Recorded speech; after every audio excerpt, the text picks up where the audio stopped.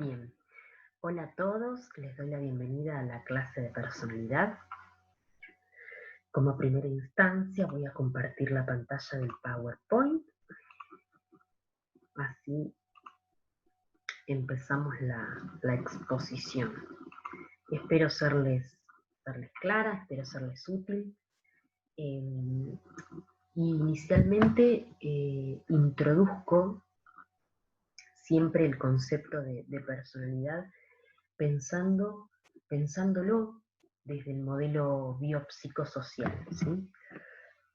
¿Por qué tomo el modelo biopsicosocial? Porque teniendo en cuenta que somos profesionales de la salud, debemos partir desde este modelo, de pensar al individuo desde este modelo, ¿sí? Pensar que el conjunto de la persona se va a estudiar partiendo de estos tres factores, ¿sí? A ver, cualquiera de los tres factores, ya sean los psicológicos, los biológicos o los sociales, van a desempeñar un papel significativo en la constitución de una enfermedad y van a influir en el desarrollo de la persona, ¿sí? O sea, siempre que pensemos a la persona, siempre que tengan un paciente adelante, van a pensar en el paciente como persona en su conjunto, ¿sí? Una persona íntegra, una persona que, además de ser un organismo vivo, que serían los factores biológicos, es una persona que interactúa con la sociedad, interactúa con el medio ambiente, tiene sus propias relaciones laborales, sociales, etc. Pero también tiene mente, ¿sí? Lo que lo hace ser consciente de su existencia y también lo que lo hace emocionarse, lo hace tener diferentes conductas, ¿sí?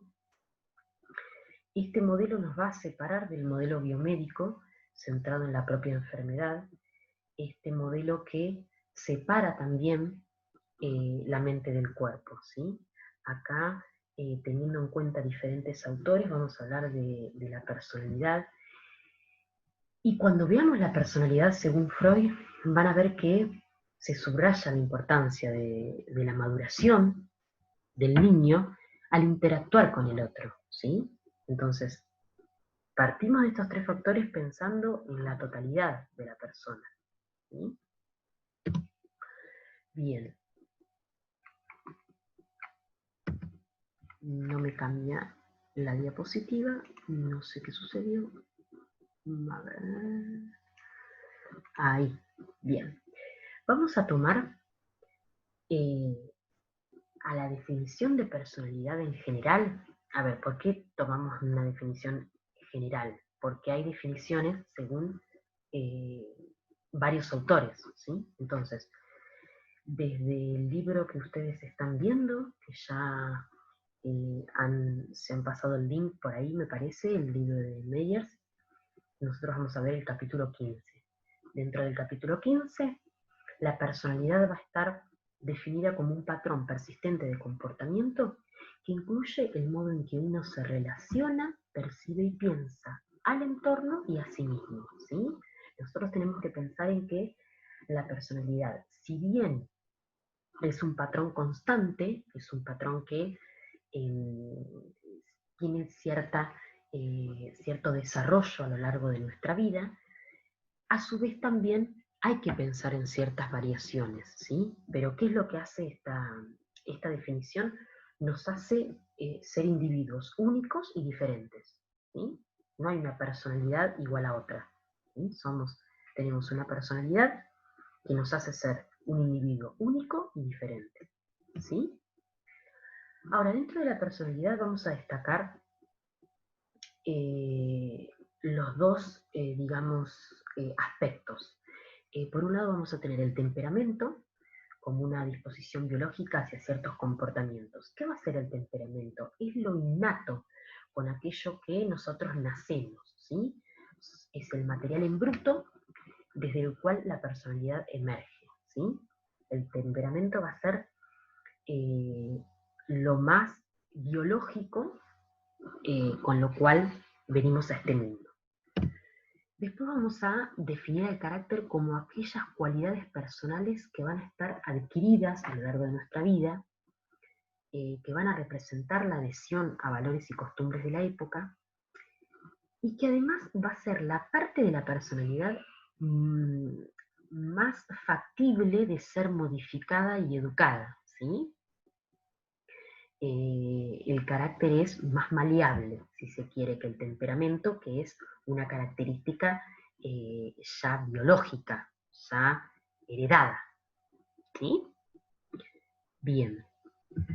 Cuando hablamos de personalidad desde el autor, en particular, desde Million, nosotros vemos una definición general, la definición según Million, y vamos a ver después la definición según Freud, ¿sí?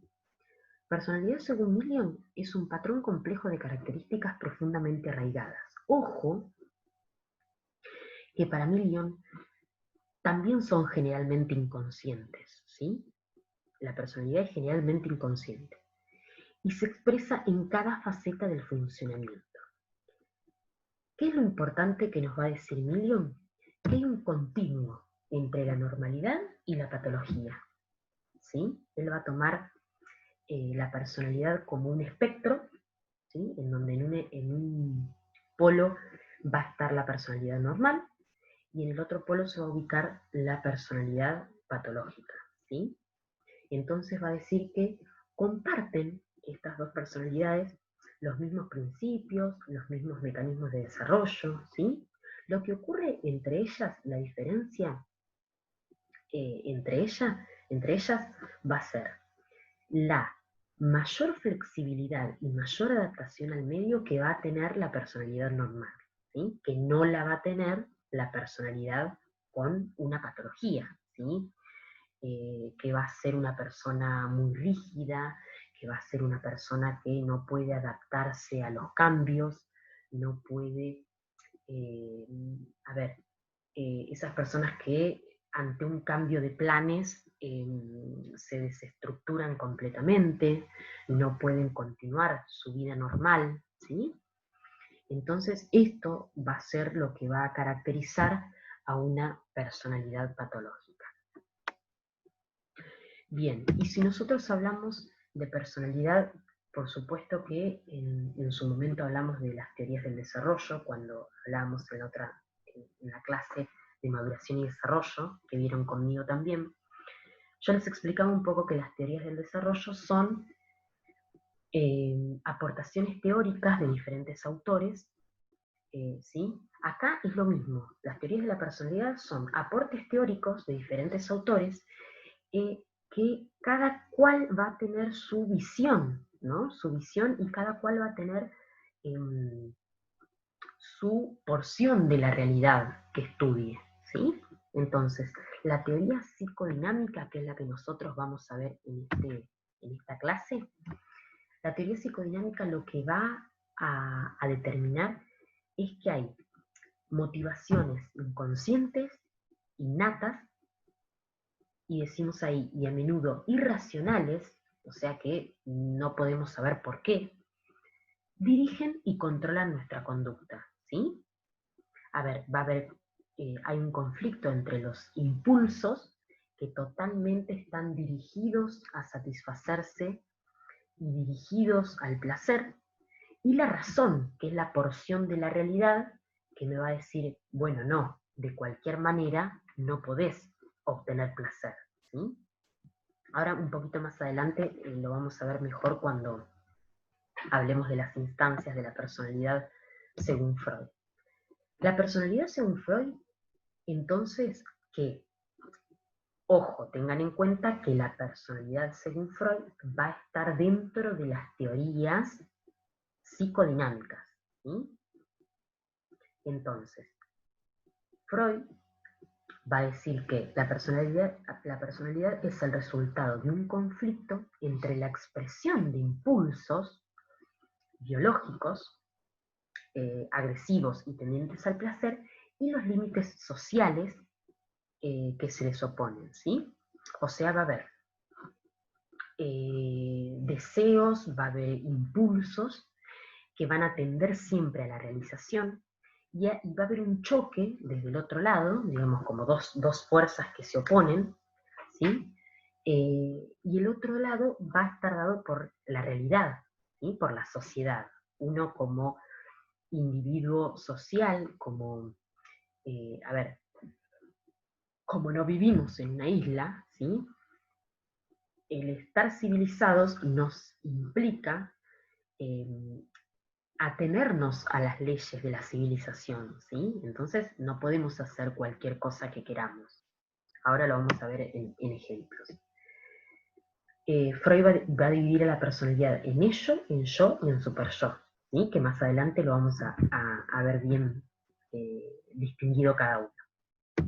Pero mientras tanto, como tenemos que explicar desde Freud el inconsciente, ¿qué es el inconsciente? ¿Sí? El inconsciente es el reservorio de pensamientos, deseos, sentimientos y recuerdos, en su mayoría inaceptables. ¿Sí? A ver, ustedes me podrán decir, claro, y del inconsciente, ¿cómo sabemos la existencia del inconsciente si son deseos y sentimientos que no podemos aceptar? ¿Sí? ¿Por qué sabemos de ellos? Porque hay un método que utilizamos los psicólogos en el consultorio, ¿sí? Bajo, por supuesto, secreto profesional y el encuadre debidamente establecido. Utilizamos el método de asociación libre, ¿sí? Es un método de exploración del inconsciente que ya Freud, cuando deja a un lado la hipnosis por parecerle ineficaz frente a algunos pacientes, empieza a observar que los pacientes necesitaban hablar, necesitaban descargarse, necesitaban decir, ¿sí? Y él empezó a pensar que este decir tenía que ser un decir sin miramientos de ninguna realidad, sin importar si estaban pensando en algo trivial o en algo que les daba vergüenza, ¿sí? ¿Por qué? Porque Freud sostenía que los síntomas, los actos fallidos y los sueños son manifestaciones del funcionamiento del inconsciente. Esto que yo les decía eh, en, en un momento atrás. A ver, ¿cómo nos damos cuenta si el inconsciente es el reservorio de deseos inaceptables? ¿Cómo nos damos cuenta que está ahí? ¿Sí? ¿Por qué? Porque estos deseos que están reservados en el inconsciente producen efectos, ¿sí?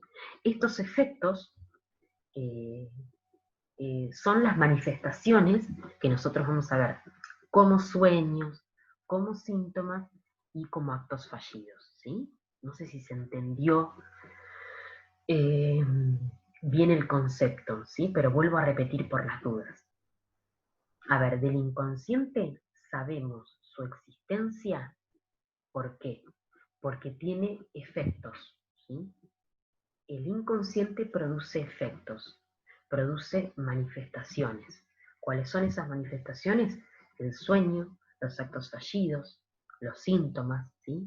Cuando ustedes sueñan, es un claro ejemplo de que son sujetos del inconsciente, ¿sí? Que hay motivaciones inconscientes que están dirigiendo la conducta, que están dirigiendo en ese momento su accionar, ¿sí? Bien. Volviendo a las tres instancias, que son muy importantes, las instancias que estableció Freud, vamos a hablar del ello como la instancia más desordenada, me gusta decir a mí, la instancia que está repleta de impulsos, de los impulsos con los que venimos a este mundo, ¿sí? Por ejemplo, no sé si habrán sentido decir que los bebés son puro ello, porque realmente desde una visión psicoanalítica, los bebés solamente tienen una tensión frente a ciertas necesidades, ¿sí? Una vez que aparece la satisfacción de esa necesidad, automáticamente desaparece la tensión, ¿sí? Entonces, a lo que apuntan es a obtener satisfacción y a obtener gratificación inmediata de esos impulsos, ¿sí?